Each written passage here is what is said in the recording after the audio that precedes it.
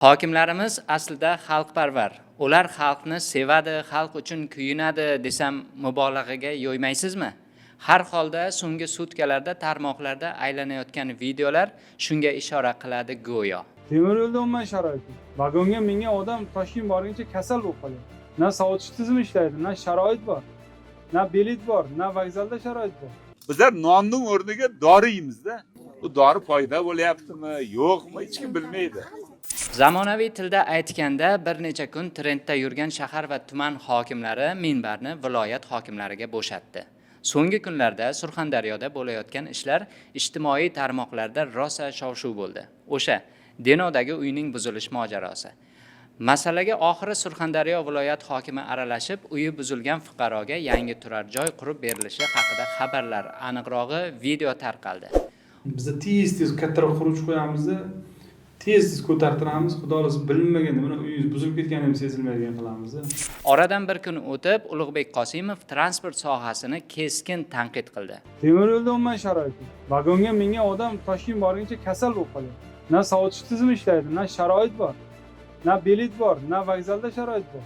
Sarasoga qatnaydigan Termizdan prigredniy poyezdlarga odam toshib bo'lmaydi unda ichida. Transport prokurori tomoshabin. O'g'ayni, mansabdor odam obro'yda mehnat bilan oladi. Umuman sharoit yo'q. Qanday odam toshyapsan uni? Odam toshyapsanmi? Pulini olyapsanmi, tekinmi?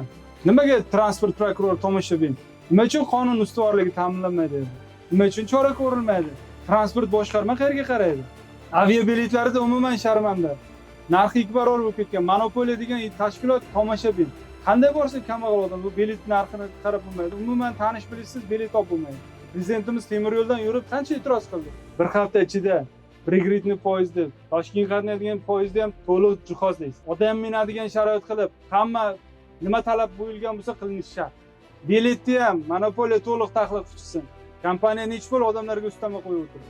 Odamlarimizga rahmat, indamay shu minib ketib boryapti. Student, qari odamlar. Nafas olib bo'lmaydi uning ichida. Bu prokuror chiqadimi uning ichida? Yuragi ko'tariladi, bu uchun vaqt yo'q. Operativ xodimlarning qayerga qarayapti? Buni SES degan tashkiloti bormi o'zini? Qayerga qarayadi ular? Keskin chora ko'rasiz. Keyingi hafta dushanba kuni ertalab vokzalga boraman.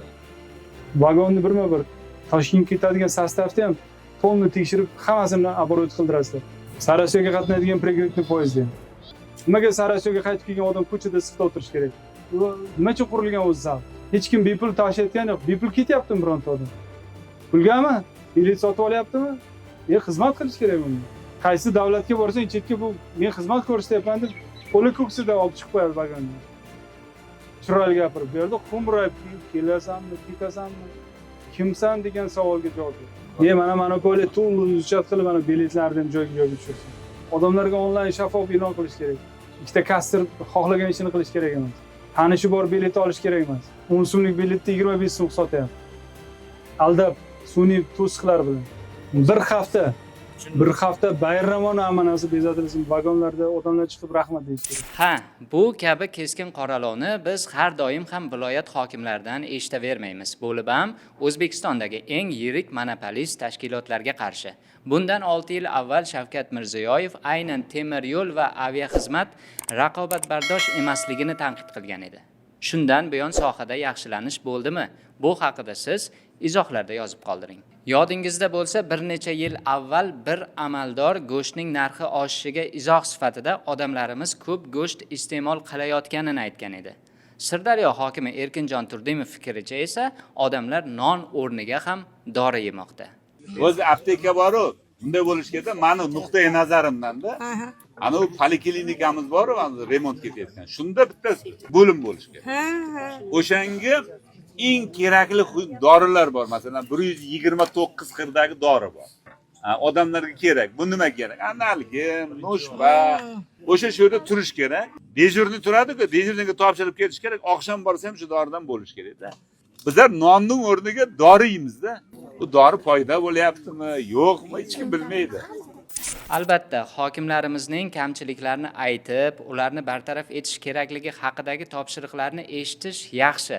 Biroq quruq qoshiq og'iz yirtar deganlaridek natijasi a'lo bo'lgan ijroni ham ko'raylik, gapiraylik. Shaxsiy tajribamdan kelib chiqib aytsam, odatda biz Sirdaryo, Surxondaryo, Andijon, Toshkent viloyatlarining hokimlarini ko'p tilga olamiz. Qolgan viloyat hokimlari haqida kamdan kam gapiramiz. Bu hokimlarning ish samaradorligi bilan bog'liqmi yoki media jamoasi kuchliroqmi? Siz bu haqida qanday fikrdasiz? Har holda o'z hokimingizni mendan ko'ra yaxshiroq bilasiz deb hisoblayman. Fikrlaringizni izohlarda yozing, kanalga obuna bo'lib qo'yishni ham unutmang. Xayr, salomat bo'ling.